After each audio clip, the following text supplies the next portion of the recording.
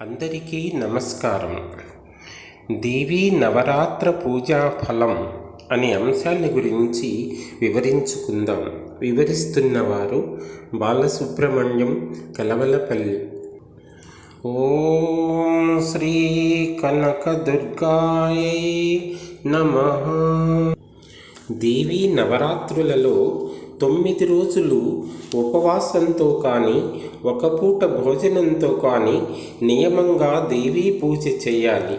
భక్తులు వారు పొందిన ఉపదేశ అనుసారం గురు సంప్రదాయ రీతిలో నవావరణ యంత్రమున అమ్మవారిని ప్రతిష్ఠించి 9 రోజులు అంటే శుక్లపక్ష పాడ్యమితో ప్రారంభించి నవమి వరకు దేవీ పూజ చేయాలి. లేకపోతే భక్తులు వారి సౌకర్యం ప్రకారం సప్తమి, అష్టమి, నవమి రోజులు మూడిటియందు పూజ చేయవచ్చు.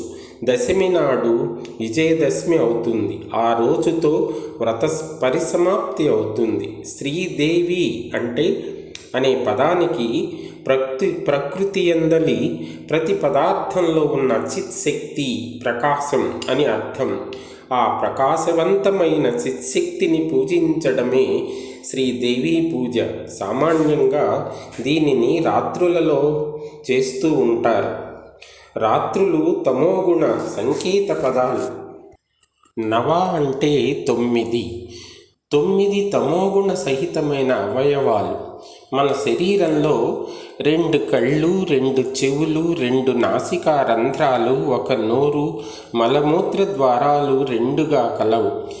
వీనిలో తమోగుణ పూరిత మాయాశక్తి మనచే దుష్కర్మలు చేయించి మనల్ని దుఃఖంలో ముంచి మన చాంచల్యాన్ని కలిగించి బాధిస్తాయి. అలాంటి మాయా ప్రవృత్తిని వదిలించి మనస్సుకు దివ్యశక్తి కలిగించడమే నవరాత్ర పూజా ఫలం. నవావరణములు అంటే నవద్వారాలు అని మాత్రమే కాక మనకు ఉన్న జాగ్రత్త, స్వప్న, సుషుప్తి అవస్థలలో సత్వ, రజో, తమో గుణాల ప్రాబల్యాన్ని నశింపజేసి మనస్సులోని అవిద్యను, అజ్ఞానాన్ని జ్ఞాననిష్టలోనికి ప్రవేశపెట్టడమే.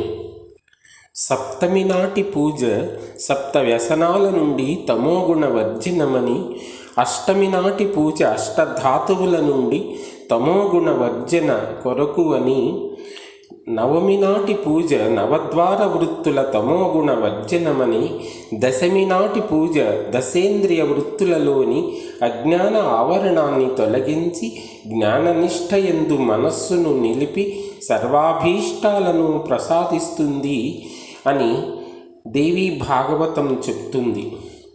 శ్రీదేవి నవరాత్రులలో దేవీ భాగవత పారాయణము, శ్రవణము సర్వవిధాల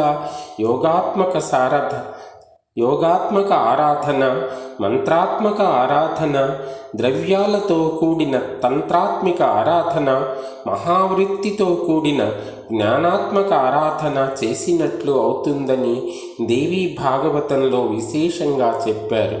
అలాంటి సాధనకు మనకు అవకాశమిచ్చిన ఆ జగన్మాత పాదపద్మాలకు నమస్కరిస్తున్నాను.